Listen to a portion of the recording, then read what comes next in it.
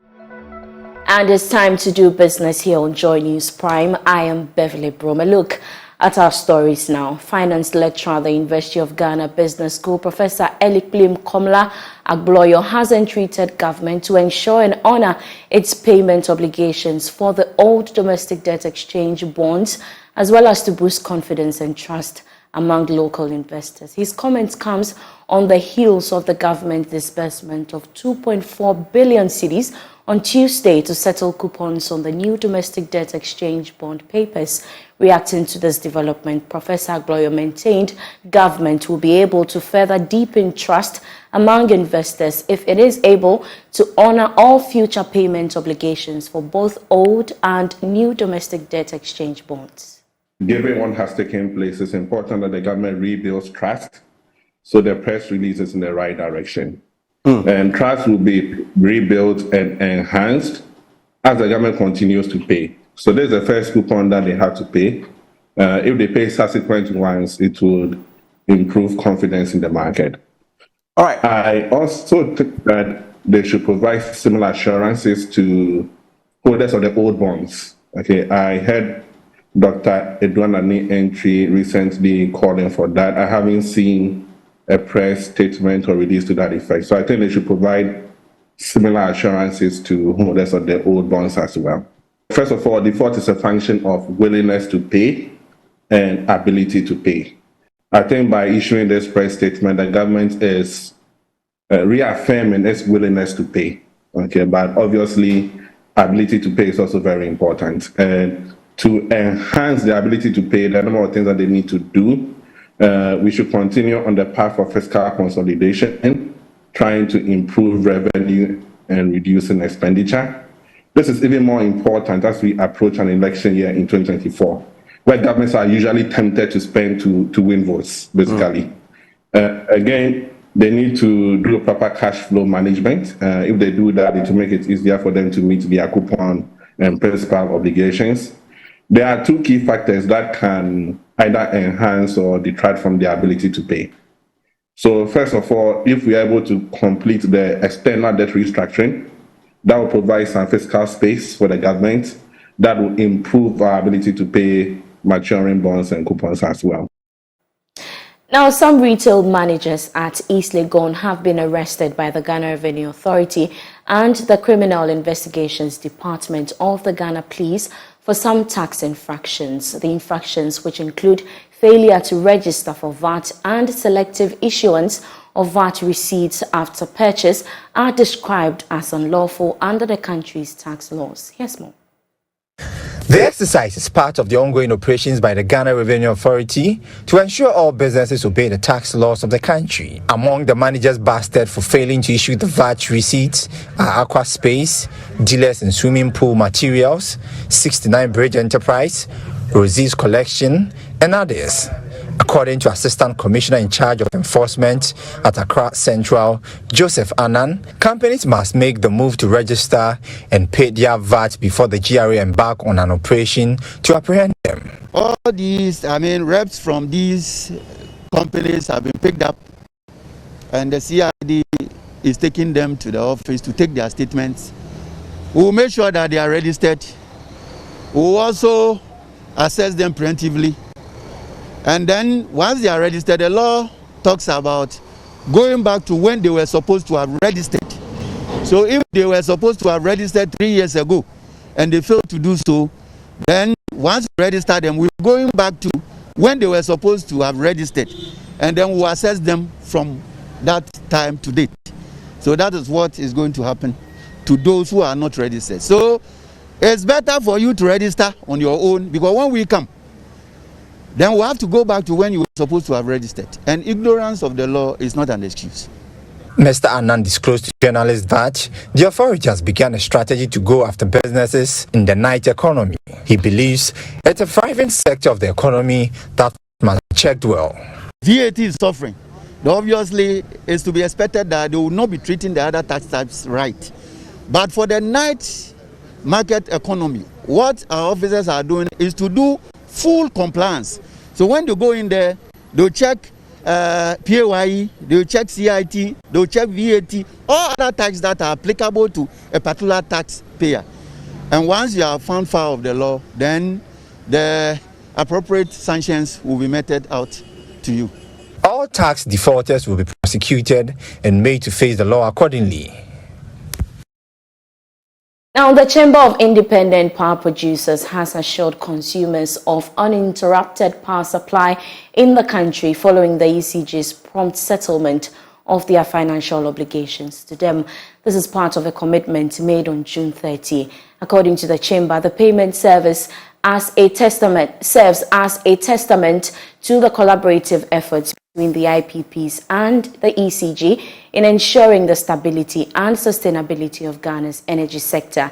Speaking to Joy Business, CEO of the Chamber of the IPPs, Elik Blim Akpetogbo, guaranteed a reliable and stable power supply in the country. I will not speak to exact figures on the outstanding, but what I can say is that the arrangement that ECG put in place is quite impressive, even though we expect them to do better going forward.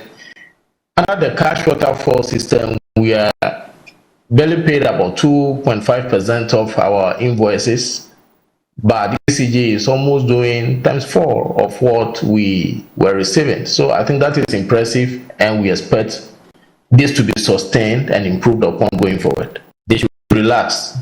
We will sustain our operation and the lights will be on for everyone. We should just join our hands to support ECG. Everyone to pay their bills on time. Let's avoid illegal connections for ECG to gather the revenue and pay us so that all of us will be fine.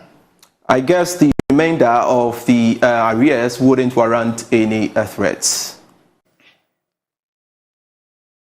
Now, South African petroleum company Petro SA is expected to announce the production of its oil from the Jubilee fields next month.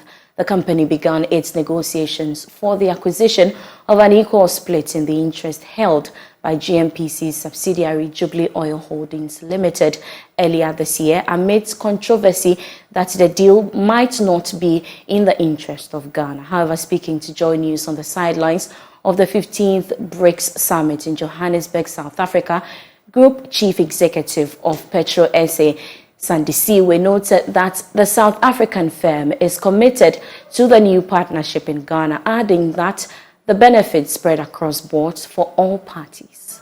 We are committed to the partnership in Ghana.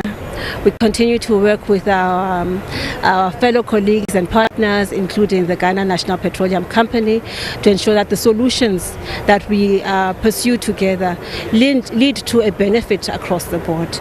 I'm encouraged that among the areas we are partnering on, we are due to announce the first oil in September, so we'll be part of that. And I think, again, it's highlighting the value of the collaborations on the exploration and production side. So I think that's really positive, and it's something we should not shy away from also celebrating. I believe that the opportunities are also across other parts of the value chain.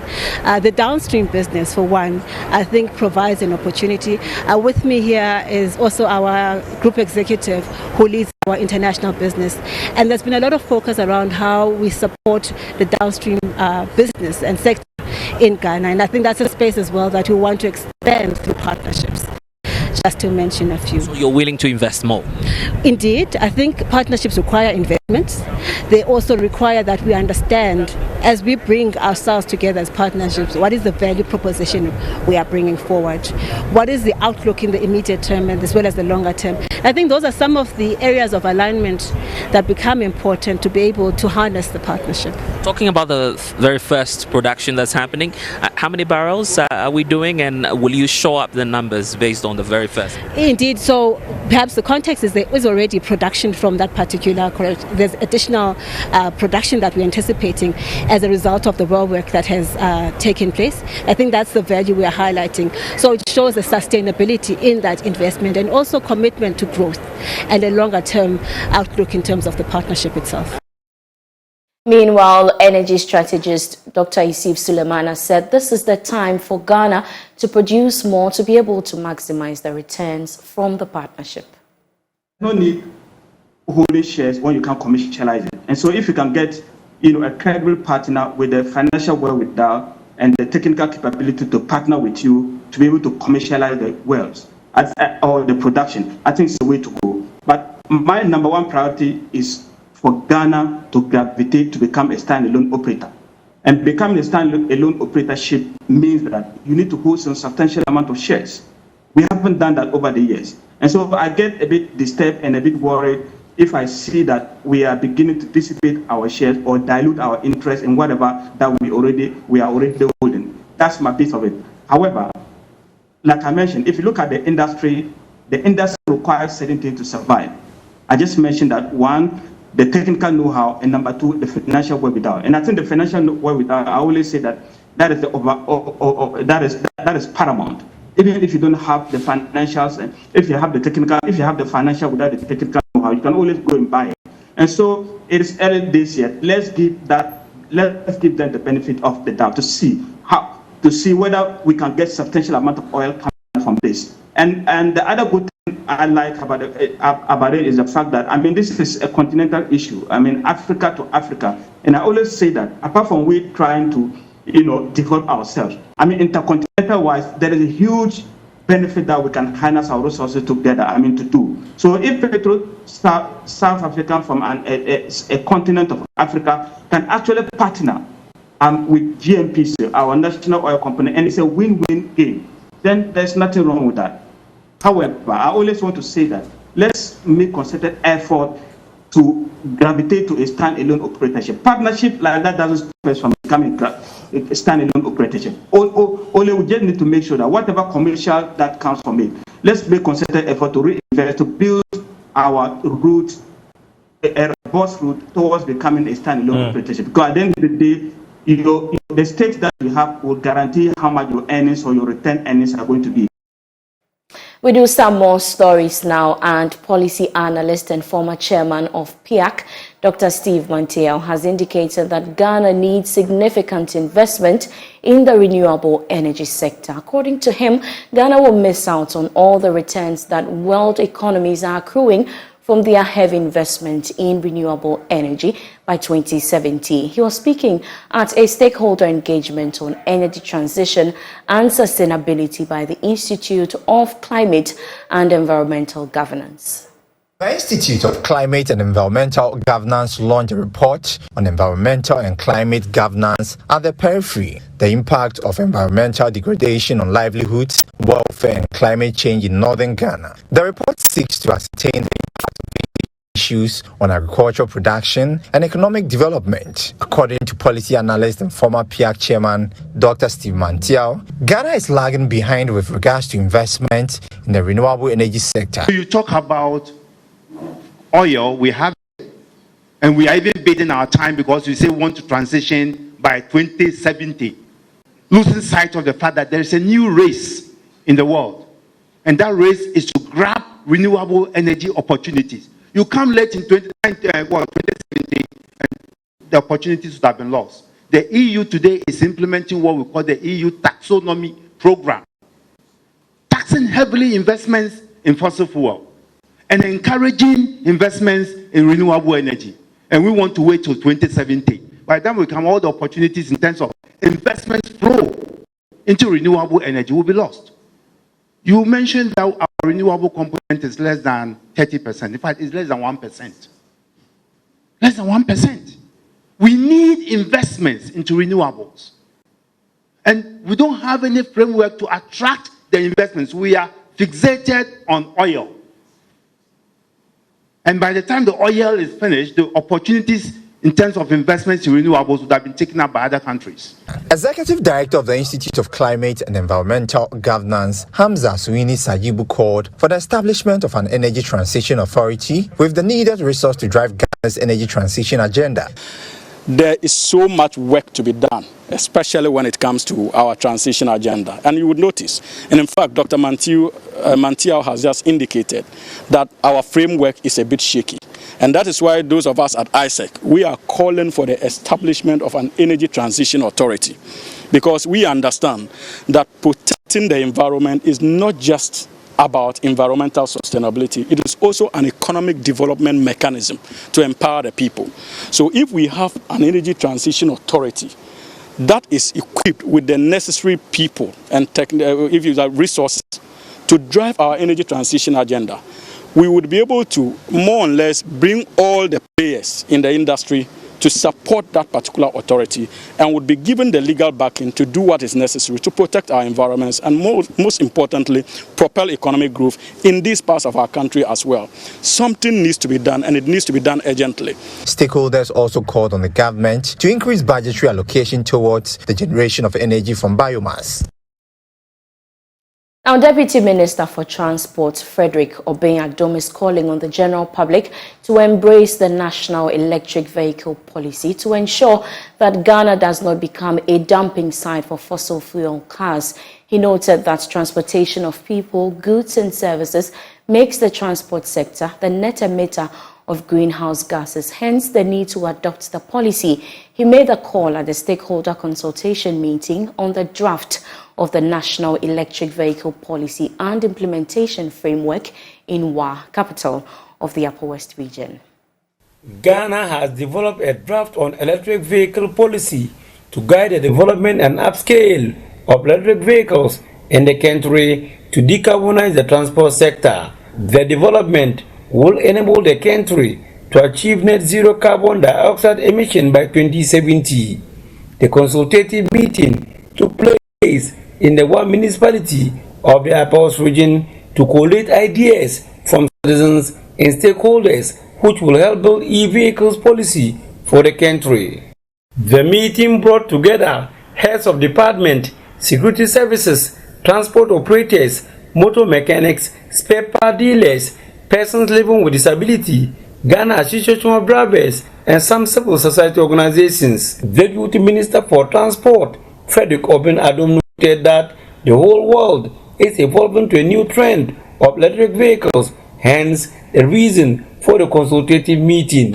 The world is moving at a more safer, a more benign alternative to having petrol, fossil fuel, that is petrol and then diesel.